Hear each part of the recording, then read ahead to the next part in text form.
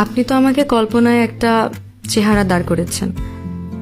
কল্পনা করতে আপনার সুবিধা হয়, কিন্তু আমি কেন জানি আপনার অবয়ব দাঁড় করাতে পারিনি কোনো নির্দিষ্ট ফ্রেমে।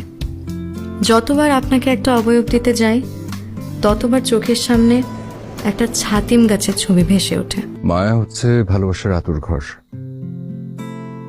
ভালোবাসা মুছে ফেলা গেলেও তুমি চাইলে কখনো মায়া মুছতে পারবে না। এই যে আমরা দুজন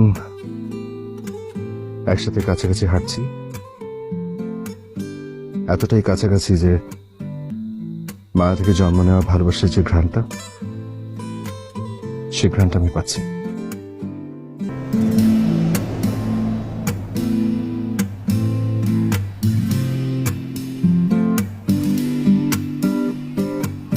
আশফাক সাহেব, আপনি তো আমাকে কল্পনায় একটা চেহারা দাঁড় করেছেন।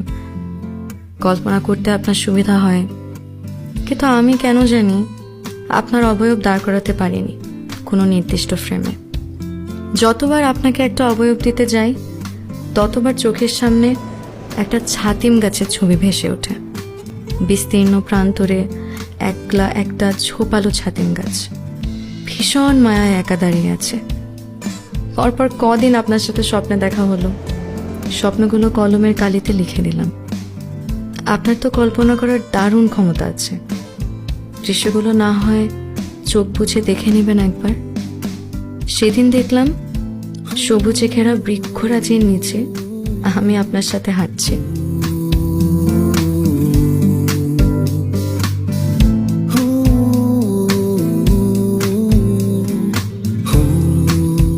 আপনার কাছে কোনটা বেশি গুরুত্বপূর্ণ, ভালোবাসা নাকি মায়া?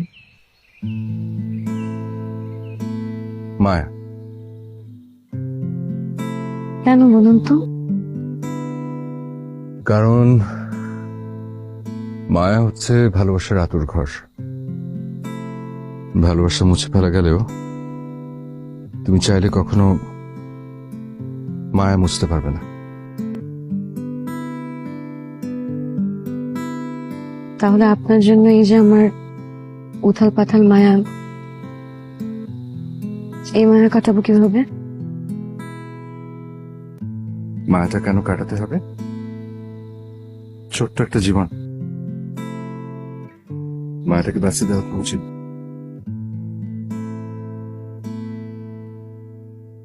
এই জন্য তো আপনার সঙ্গে হাঁটছি। আপনি আমার মায়া।